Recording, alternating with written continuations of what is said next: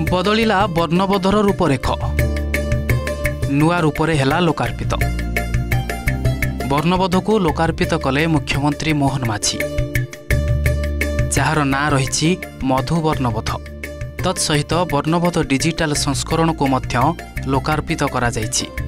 भक्तकवि मधुसूदन राव को जन्म जयंती अवसर में यह पुस्तकर लोकार्पण करा जायछि। सेतेबेले थिला छबिल मधु वर्णबोध किछि दिन पूर्व जेतले आमे पढुतलु आज खाली वर्णबोध लेखा हिछि। एथिरे निश्चित भाव में जहाँ भक्तकवि मधुसूदन राव छबिल मधु वर्णबोधर गोटे संस्करण से स्थानित थिला आज आउ थे खाली वर्णबोध अच्छी एवं सेतेबेले गोटे बिराड़ी से बसीथिबार चित्र थिला आज गोटे हरिण से छिड़ा हबार चित्र एथिरे अच्छी। ये किंतु तार मौलिकता अच्छी। भक्तकवि मधुसूदन राव 1901 मसीह जेतेबेले अष्टम संस्करण जेतेबेले करा जायतिला सेतेबेले से तांको संस्करण रे मध्य एटा स्थानित थिला और ताकू आधार करी 1901 मसीहार से अष्टम संस्करण समयर से चित्र को पुनर्भाव में स्थापित करा हिची।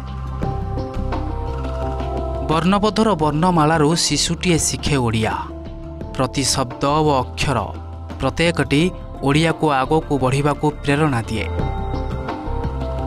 वर्णबोध केवल जे खंडिए बही ता नुहे ए हेउछि समस्तंक पई एक आवेग जार रचयिता हेउछंती भक्तकवि मधुसूदन राव। तांको जन्म जयंती रे एही बही को नुआ रूप दिया जायछि। कृषि भवन ऑडिटोरियम रे ओडिया भाषा साहित्य संस्कृति विभाग द्वारा आयोजित एही उत्सव रे मुख्यमंत्री मोहन चरण माझी उपमुख्यमंत्री प्रभाती परिडांक सह बहु मान्यगण्य व्यक्ति सामिल थिले। संस्करण वर्णबोध 2025 नूतन संस्करण एथिरे केवल पूर्व पुस्तक रही जाइथिबा मुद्रण त्रुटि को संशोधन करा जायछि किंतु आमे तत्व बा तांको तथ्य जा ताको आमे परिवर्तन करि पारुन से अधिकार हमर नाही कारण सेटा होछि तांकर मूल कृति जदि आजिका समय तांता तांकर पैटेंट थांता एवं तांकर कॉपीराइट थांता से कॉपीराइट को केही भायोलेट करि परिबे नाही। खाली मधु वर्णबोध नुहे एहा सहित आहुरी 3टी पुस्तकर लोकार्पण करा जायछि।